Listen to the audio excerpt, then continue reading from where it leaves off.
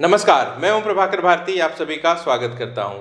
Uttar Pradesh state counselling round 1 के नतीजे जारी हो चुके हैं। सरकारी और प्राइवेट कॉलेजेस की जो कट ऑफ है इस पे मैं वीडियो ऑलरेडी पोस्ट कर चुका हूं। डिटेल्ड कट ऑफ हमारे टेलीग्राम चैनल में भी है, जिसका लिंक इस वीडियो के डिस्क्रिप्शन में है। सरकारी कॉलेजेस 9 नए खुले थे उत्तर प्रदेश में, तो इसका अच्छा असर देखने को मिला। ऑल इंडिया कोटे के कंपैरिजन में जो स्टेट की कट ऑफ है सरकारी कॉलेज में वो काफ़ी लोअर साइड में देखने को मिली है, लेकिन धोखा प्राइवेट वाले कैंडिडेट्स के साथ हो गया।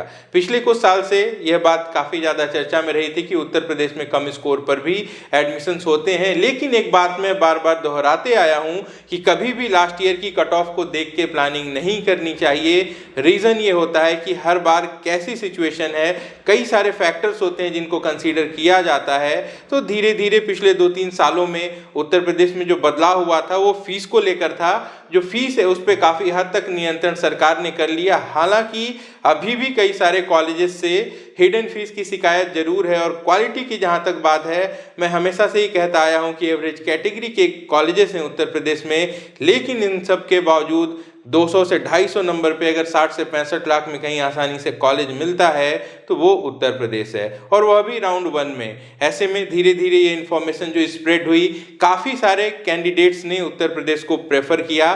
खासकर उत्तर प्रदेश के आसपास के जो राज्य हैं, जो हिंदी भाषी क्षेत्र हैं, जहाँ पे कट ऑफ हाई होती है, जहाँ पे प्राइवेट कॉलेजेस कम हैं, उनका काफ़ी ज़्यादा रुझान उत्तर प्रदेश में देखने को मिला है।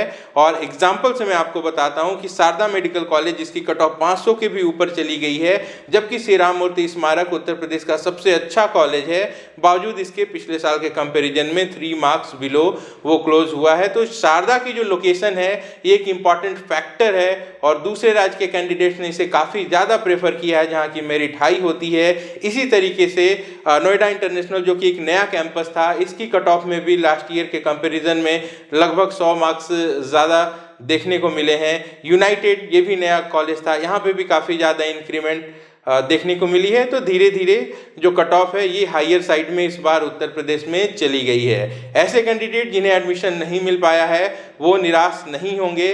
डीम्ड की काउंसलिंग करिए, एलिजिबल रहिए। इस बार अच्छी अपॉर्चुनिटीज़ हैं कि बाद में डीम्ड कॉलेजेस में बजट कम हो सकता है। कर्नाटक में भी मौका मिले तो रजिस्ट्रेशन कर लें। वेस्ट बंगाल की काउंसलिंग शुरू हो रही है। वेस्ट बंगाल में भी फीस बहुत ज़्यादा है और बैंक गारंटी भी है, वहाँ पर भी रजिस्टर करके एलिजिबल रहिए। कम फीस में एडमिशन का मौका आपको इस सेशन के एंड तक मिल सकता है। तो उत्तर प्रदेश में लास्ट ईयर के कंपैरिजन में 3000 ज़्यादा कैंडिडेट्स थे, और मेरिट लिस्ट पे जब मैंने वीडियो बनाई थी तो आपको दर्शा भी दिया था कि जो ज़्यादा भीड़ बढ़ी है वो लोअर स्कोर के तरफ बढ़ी है, तो वहाँ पे ही ज़्यादा चेंजेस देखने को मिलेंगे। हालांकि मेरा अनुमान भी गलत था, मुझे ऐसा लग रहा था कि 250 के आसपास कट ऑफ रह सकती है, लेकिन कट ऑफ 263 चली गई। अब ऐसे कैंडिडेट जिनको अलॉटमेंट हो चुका है उनको क्या करना है, मैं आपको बहुत साधारण शब्दों में समझा देता हूँ कि अभी आपको अपने कॉलेज को रिपोर्ट नहीं करना है आपको, लेकिन एडमिशन की प्रक्रिया जरूर पूरी करनी है। वो किस तरीके से, जो सरकारी कॉलेज में अलॉटेड है, उनका जो सरकारी कॉलेज है वही उनका नोडल सेंटर है, वो अपने ओरिजिनल डॉक्यूमेंट्स के साथ वहाँ पर चले जाएंगे, और जो फीस है वो कैश पेमेंट करके भी अपनी एडमिशन प्रक्रिया को पूरी कर सकते हैं। लेकिन ऐसे कैंडिडेट जिन्हें कि प्राइवेट के कॉलेजेस अलॉट हुए हैं उन्हें अपने कॉलेज को विजिट नहीं करना है, उनको कॉलेज राउंड 2 के बाद विजिट करना है। ये राउंड 1 है, यहाँ पे उनको ये देखना है कि गवर्नमेंट ने क्या फीस निर्धारित की है जो भी कॉलेज उन्हें अलॉट हुआ है उस कॉलेज की। आपका जो अलॉटमेंट लेटर डाउनलोड हुआ है उस पर आप देखेंगे नीचे में एक नोडल सेंटर दिया हुआ है, उसी नोडल सेंटर पे आपको विजिट करना है। साथ में क्या ले जाना है, आपको आपके सारे ओरिजिनल डॉक्यूमेंट्स ले जाने हैं। वो सारे डॉक्यूमेंट जो कि आप डॉक्यूमेंट वेरिफिकेशन में अपने साथ ले गए थे, इसके साथ साथ आपको फीस की डीडी ले जानी है। फीस की डीडी किस नाम से बनेगी, फीस की जो डीडी है वो director general medical education and training Uttar Pradesh payable eight Lucknow, जिस नाम से आपने 2 लाख की डीडी बनाई थी उसी नाम से डीडी बनवाएंगे। कितने अमाउंट की बनवाएंगे, जो सरकार ने अपना आदेश जारी किया था, जो गवर्नमेंट फीस सरकार ने बताई थी, सिर्फ ट्यूशन फीस की अमाउंट का डीडी बनेगा।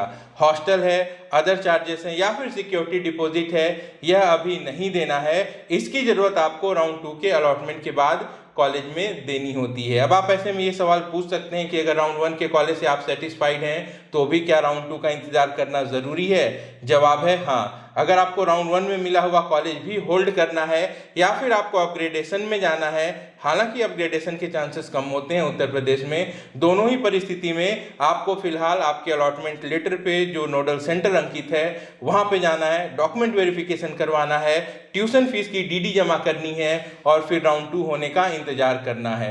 राउंड 2 में फ्रेश चॉइस फिलिंग होगी, आपकी इच्छा पे निर्भर करता है। आपको अगर कोई बेहतर कॉलेज चाहिए तो चॉइसेस भरेंगे, नहीं चाहिए तो नहीं भरेंगे।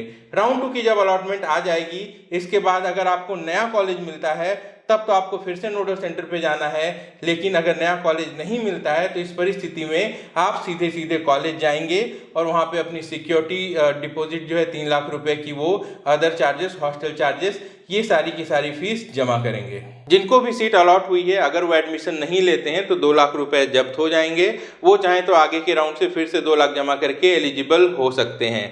लेकिन ऐसे कैंडिडेट जिन्होंने एडमिशन ले लिया राउंड 1 में और उसके बाद अगर वो छोड़ना चाहें तो राउंड 2 की जो चॉइस फिलिंग चल रही होगी उससे 2 दिन पहले उन्हें डीम्ड का या फिर किसी दूसरे राज्य का अलॉटमेंट मिल जाता है, तो उस अलॉटमेंट को दिखाकर नोडल सेंटर से जहां उन्होंने एडमिशन की प्रक्रिया पूरी की है वो अपनी सीट से त्यागपत्र दे सकते हैं। इस परिस्थिति में आपने जो ट्यूशन फीस की डीडी अमाउंट जो डीडी जमा की है उस अमाउंट का 10% काट के आपको वापस कर दिया जाएगा। आपकी 2 लाख रुपए की सिक्योरिटी डिपॉजिट भी सुरक्षित रहेगी। और ऐसे कैंडिडेट जिनको कहीं पर भी कोई अलॉटमेंट नहीं मिलता है, बावजूद इसके वो राउंड 1 में एडमिशन के बाद अपनी सीट छोड़ना चाहते हैं, तो उनको उनकी ट्यूशन फी का 50% और सिक्योरिटी डिपॉजिट का 50% काट कर बाकी की रकम वापस कर दी जाती है।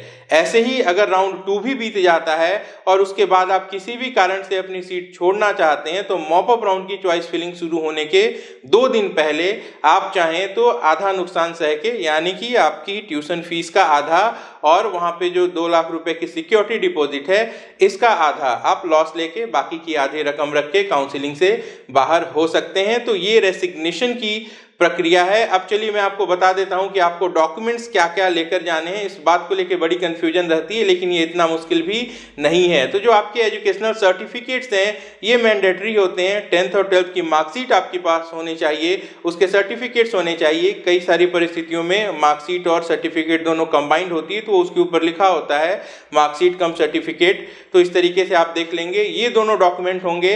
इसके साथ साथ आपके माइग्रेशन सर्टिफिकेट, कैरेक्टर सर्टिफिकेट भी जरूरी हैं। जब आप 12 पास करते हैं तो ये सारी चीजें आपको स्कूल से आराम से मिल जाती हैं। कुछ कैंडिडेट्स ऐसे भी हो सकते हैं जिनके पास माइग्रेशन नहीं होगा, उन्हें नोडल सेंटर पे जाके रिक्वेस्ट करनी होगी, एफिडेविट देना होगा। लेकिन कोशिश ये करें कि आप ये डॉक्यूमेंट सारे कैरी करें। इसके साथ साथ नीट से जुड़े हुए सारे डॉक्यूमेंट्स चाहिए होंगे। नीट का जब आपने फॉर्म भरा था तो एक रजिस्ट्रेशन स्लिप मिली थी, आपका नीट का एडमिट कार्ड होगा, अगर नहीं है तो वेबसाइट पे अभी भी लिंक है, वहां से उसे डाउनलोड कर सकते हैं। नीट का रिजल्ट रख लेंगे। इसके साथ साथ जब आपने डॉक्यूमेंट वेरिफिकेशन कराया था तब आपको 2 रसीद मिली थी। एक आपने जो सिक्योरिटी डिपॉजिट को जमा किया है उसकी रसीद थी और दूसरी रसीद डॉक्यूमेंट वेरिफिकेशन की थी, उसे भी कैरी करेंगे। यूपी का जो आपने फॉर्म फिलअप किया था उसकी जो रजिस्ट्रेशन स्लिप थी वो भी कैरी कर सकते हैं। साथ साथ जो अलॉटमेंट लेटर है वह भी कैरी कर सकते हैं। ऐसे कैंडिडेट जो कि उत्तर प्रदेश के निवासी हों और किसी कैटेगरी से बिलोंग करते हों, उन्हें कैटेगरी सर्टिफिकेट भी कैरी करना है। लेकिन अगर दूसरे स्टेट से बिलोंग करते हैं तो कैटेगरी सर्टिफिकेट की ज़रूरत नहीं होती है। अगर 12वीं के बाद 1 साल से ज़्यादा का गैप है तो एक गैप सर्टिफिकेट लगता है। गैप सर्टिफिकेट आप किसी भी अधिवक्ता से या फिर जो कोर्ट में काम करते हैं जो लोग, वो एफिडेविट नोटरी करके देते हैं। उसमें बस यह बात लिखी होती है कि आपने 12 कब किया था और उसके बाद के समय आपने क्या किया है। तो आप सिंपली लिख सकते हैं कि आपने नीट की तैयारी की है। इसके अलावा एक मेडिकल सर्टिफिकेट भी लगता है। इसके बारे में अपने पिछले वीडियो में मैंने थोड़ी गलत जानकारी दे दी थी। उत्तर प्रदेश में ऐसा होता है कि जो नोडल सेंटर है वहाँ पर ही व्यवस्था होती है, वहाँ पे डॉक्टर्स होते हैं और वो वहाँ पे मेडिकल सर्टिफिकेट जो है वो बना देते हैं। तो इसके लिए आपको परेशान होने की ज़रूरत नहीं है। तो ये राउंड 1 में जो अलॉटमेंट हुई है उत्तर प्रदेश में, उसके बाद की आगे की प्रक्रिया थी कि आपको रिपोर्टिंग किस तरीके से करनी है। एक बार फिर से ऐसे सभी कैंडिडेट जिनको सीट अलॉट हुई है उन सबको बहुत बहुत शुभकामनाएं। और ऐसे कैंडिडेट जिन्हें सीट नहीं मिली है, निराश हैं, उनको कहना चाहूँगा कि बिल्कुल भी निराश ना हो। कई सारी अपॉर्चुनिटीज़ अभी बाकी हैं, सही जानकारी रखिए। मैंने अपने चैनल पे कई सारे ऐसे वीडियोस पोस्ट किए हैं जहाँ पे जस्ट क्वालिफाइंग कैंडिडेट के लिए भी एडमिशन की अपॉर्चुनिटीज़ है और इसके लिए आगे भी गाइडेंस जो है वो आपको मिलता रहेगा। वीडियो के डिस्क्रिप्शन में हमारे टेलीग्राम चैनल का लिंक है, क्लिक करके ज्वाइन कर लीजिए। काफ़ी सारी इंपॉर्टेंट इन्फॉर्मेशन वहाँ से आपको मिलती रहेगी। अपना और अपनों का अच्छे से ख्याल रखिए। मैं जल्द मिलता हूँ। नमस्कार, जय हिंद।